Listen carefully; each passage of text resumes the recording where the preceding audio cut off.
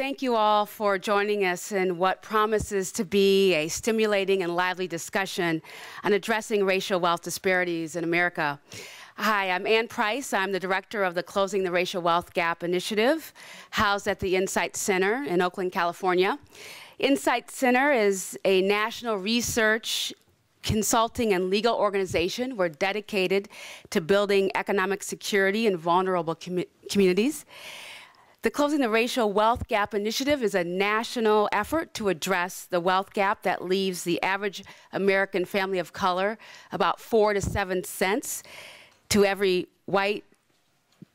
dollar owned by the average white family. To close the gap for the next generation, we have brought together over 200 scholars, advocates, and practitioners of color to shift the discourse on race and wealth, to build will, and to advance policies and practical solutions to narrow racial wealth disparities. Before we jump into today's dialogue, I want to provide a brief context and then turn it over to Maya Rockeymoore. 8 years ago, we came together to form a network. We are African American, American Indian, Asian, Pacific Islander, and Latinos, knowing that we were tackling one of the nation's most deeply entrenched and long-standing issues, racial wealth disparities. And today, we know that we live with the legacies of deliberate segregation and exclusion that continue to carry a footprint of race. This legacy still forms the cornerstone of our ongoing policies, such as discriminatory mortgage lending, still happening today, and ensure that certain groups reap a greater share of all America has to offer, while others are left out. We knew that fighting for opportunities for the next generation is no option for us, particularly as our nation shifts to a majority people of color. Chuck Collins, a senior scholar at the Institute for Policy Studies, says, "It took a generation to reverse the inequalities of the Gilded Age in 1929.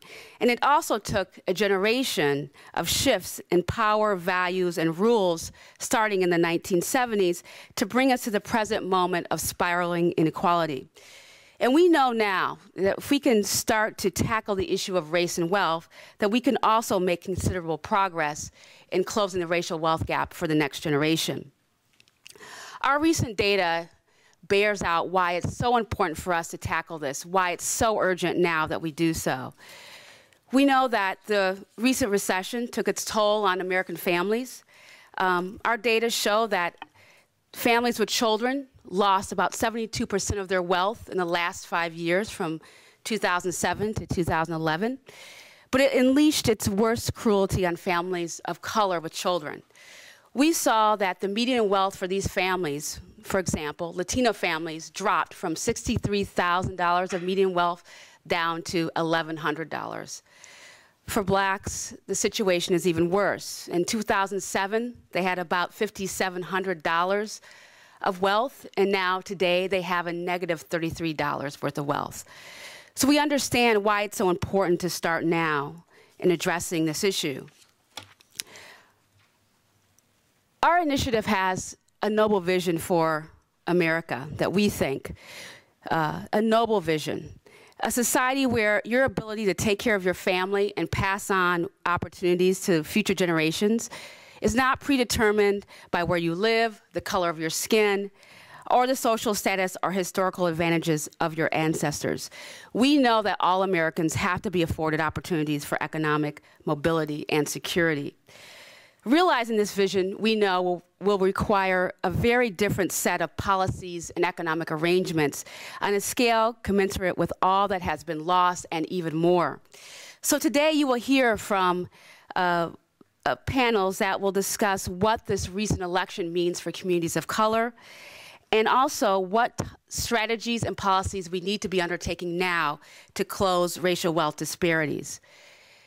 I'm going to now turn it over to Maya Rockeymoore, who will introduce our moderator and our next panel. Maya?